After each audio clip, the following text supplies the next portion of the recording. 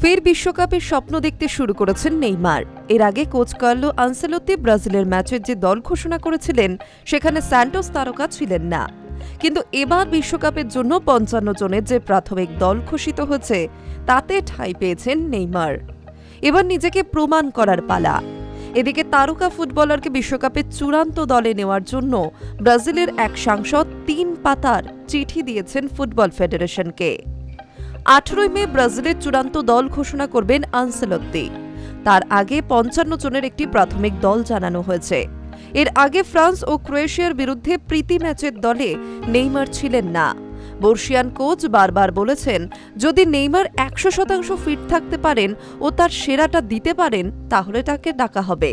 প্রায় ২.৫ বছর হয়ে গেল নেইমার হলুদ জার্সি গায়ে চাপাননি।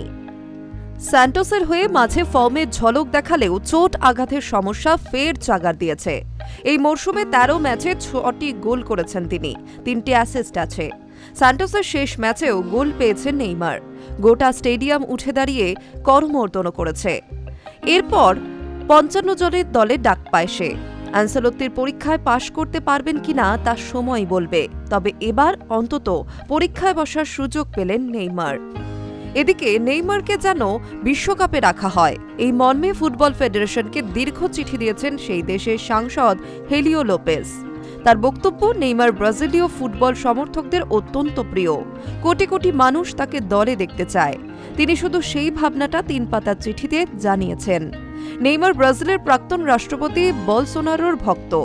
লোপেজও সেই দলেরই সমর্থক। ব্রাজিলের সাধারণ মানুষের মধ্যে ৫৩% নেইমারকে বিশ্বকাপের দলে দেখতে চান। Hi News network.